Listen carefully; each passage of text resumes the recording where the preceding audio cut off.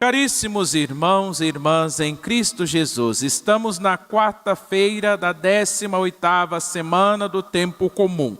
E hoje celebramos então a memória de São João Maria Vianney, que nasceu em Lyon, na França, no dia 8 de maio de 1786. Ouvimos na primeira leitura do livro dos Números que o povo de Israel, diante da terra que Deus havia prometido, então quando eles se depararam com aqueles homens que tinham um porte maior do que o porte deles, então eles começaram a lamentar, a murmurar, a falar mal da terra que Deus havia prometido. Ou seja, diante de uma dificuldade, aqueles povos, eles colocaram toda a potencialidade de sua vida naquela dificuldade, esquecendo que Deus é quem estava provendo tudo. Na vida, assim como aconteceu com o povo antes de entrar na terra prometida, pode acontecer conosco também. Diante das dificuldades, nós ficamos reclamando. Então hoje nós celebramos São João Maria Vianney. E nem tudo na vida de São João Maria Vianney foi fácil. Então São João Maria Vianney, ele entra no seminário. Mas por ter muita dificuldade, principalmente com o latim, São João Maria Vianney não conseguia tirar boas notas, então foi excluído do seminário. Então, graças a um bom pároco, pároco chamado École, então esse pároco, ele teve paciência, ele vai sentar e vai ensinar São João Maria Vianney. Então São João Maria Vianney, ele retorna ao seminário e passa a fazer as provas em francês e não em latim. Então ele foi ordenado com quase 30 anos. E no ano de 1819, ele foi nomeado pároco de Ars. E chegando lá, uma simples aldeia, onde não tinha muita participação do povo na igreja. Então a aldeia tinha um certo número, mas não tinha muita participação. E chegou lá então esse padre simples, um homem limitado, e na sua simplicidade, o que São João Maria Vianney ele começou a fazer naquela aldeia? Primeiro, começou a visitar as famílias. Então ele ia nas casas, ele rezava com as famílias, ele começou a pregar a palavra de Deus, ofertar mortificações e passava horas e horas diante do Santíssimo Sacramento. Em pouco tempo, São João Maria Vianney vai conseguir trazer o povo de volta para a igreja, até os homens que não frequentavam muito a igreja, então aquela aldeia ela vai ficar conhecida e ele vai se destacar principalmente no sacramento da reconciliação. Então, uma aldeiazinha, um lugar insignificante, mas por causa da graça, da bondade de São João Maria Vianney, então, praticamente o seu ministério sacerdotal, todo ele passou atendendo às confissões. E muitas pessoas iam visitar Ars para poder conhecer São João Maria Vianney, que um homem já em vida já tinha uma santidade muito grande, então eles gostavam de confessar com ele.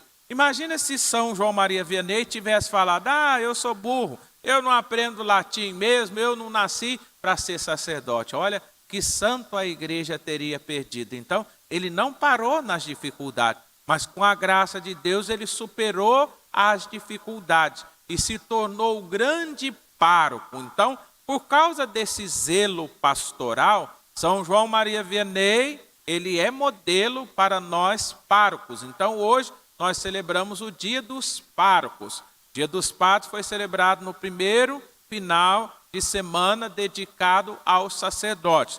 Então, que hoje, olhando para a primeira leitura dos números dos nossos antepassados que se depararam com aquela dificuldade e puseram-se a murmurar. No nosso itinerário, muitas são as dificuldades que eu deparo no meu ministério sacerdotal. A gente depara com as dificuldades pastorais, as dificuldades financeiras e tantas outras dificuldades. Dificuldade de convivência, dificuldade de adaptação. Quando está frio a gente tem dificuldade, quando vê o calor a gente também tem dificuldade. Vocês veem, está frio, tem gente que está amando esse clima, mas para a gente levantar de manhã é um sacrifício. A gente enfrenta as dificuldades. Daqui a pouco chega o verãozão, vocês vão ver só. Essa hora, se não ligar o ar-condicionado, eu mesmo, que essa casula aqui já vou estar transpirando o peito, as costas, de vez em quando pegando um papelzinho aqui para poder estar abanando se não tiver ligado. Então a gente sofre com o calor, mas diante dos nossos sofrimentos, diante das dificuldades, a gente não pode parar só nisso, porque a nossa vida não é só isso. Deus permite tais coisas porque Deus tem algo melhor reservado para nós. E nessa vida, esses olhos carnais muitas vezes não nos deixam contemplar a beleza do céu que nos espera. Então, aqui se nós tivermos que passar pelo vale das provações, das dificuldades, por isso que nós temos que olhar para a vida dos santos. E pedimos também que Deus nos dê a coragem de pararmos algumas horas diante do sacrário e muitas vezes não falarmos nada. Que Deus, então, Ele seja a nossa força diante daquilo que Ele deseja que nós passemos.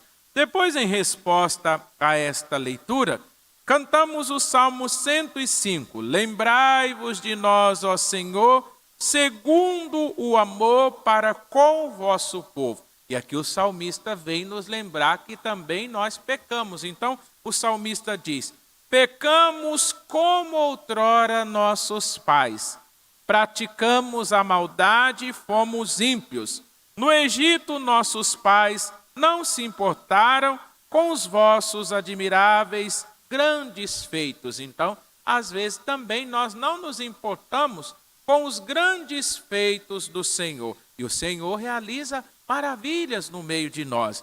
No Evangelho de nosso Senhor Jesus Cristo, narrado por São Mateus, nesse texto belíssimo, então, uma mulher cananeia, uma mulher pagã, uma mulher, ela vindo daquela região, ela põe-se a gritar, olha a exclamação: Senhor, filho de Davi, tem piedade de mim. Então a filha estava cruelmente atormentada por um demônio.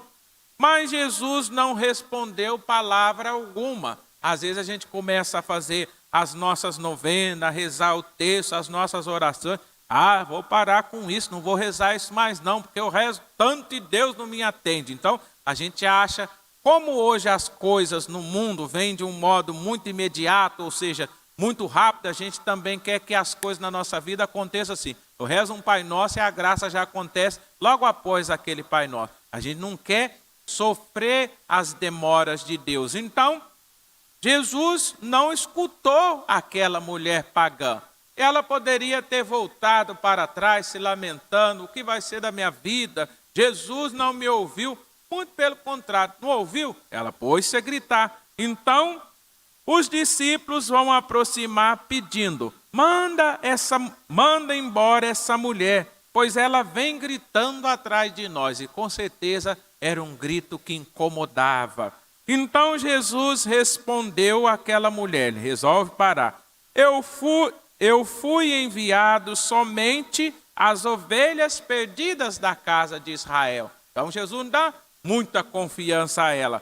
Mas a mulher, vocês veem a atitude de fé, o que nos leva a realizar. A mulher aproximou-se de Jesus e ela prostra-se diante de Jesus. Então, o sentido dela prostrar, ela reconheceu uma autoridade, uma dignidade, o poder. Então ela se prostrou. Muitas vezes nós queremos receber graças, mas nós não queremos dobrar os joelhos para nós rezar.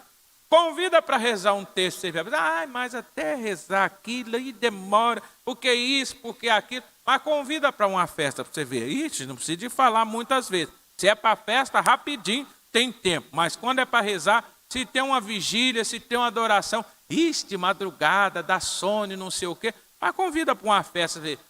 Fala a noite inteira, a madrugada inteira, e se tiver comida e música, ainda amanhece comendo e falando, né?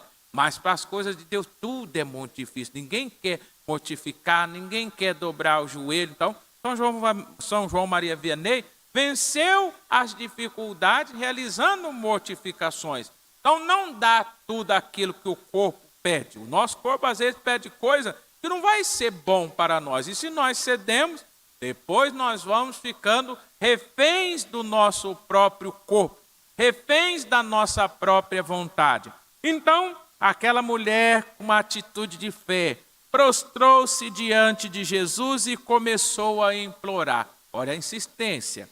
Senhor, socorre-me. Jesus novamente vai dizer, não fica bem tirar o pão dos filhos para jogá-los aos cachorrinhos. Que a mulher podia ter saído dali chorando. Mais uma vez, ele não deu atenção a mim. Muito pelo contrário, ela concorda. É verdade, Senhor. Mas os cachorrinhos também comem as migalhas que caem da mesa de seus donos. E diante da insistência, da atitude de fé daquela mulher, Jesus vai dizer a ela, mulher, grande é a tua fé. Seja feito como tu queres. E desde aquele momento sua filha ficou curada. Então o que é um milagre na nossa vida? É quando se unem duas forças. De um lado tem que ter a nossa vontade e por outro lado a divindade de Deus. Quando essas duas forças se encontram, acontece o milagre. Esta mulher cananeia, ela representa cada um de nós que devemos insistir na nossa caminhada de fé, no nosso clamor a Deus. Então, tem muitas coisas que eu não consegui na minha vida ainda. Dominar alguns sentimentos. Quantas coisas também você não conseguiu dominar na sua vida, na sua casa, na sua família? Essa mulher é uma mulher de fé, que é modelo para nós não pararmos naquilo que nós ainda não conquistamos, mas para nós continuarmos com as nossas mortificações, insistindo para que no tempo de Deus nós consigamos o milagre que tanto esperamos. Assim seja.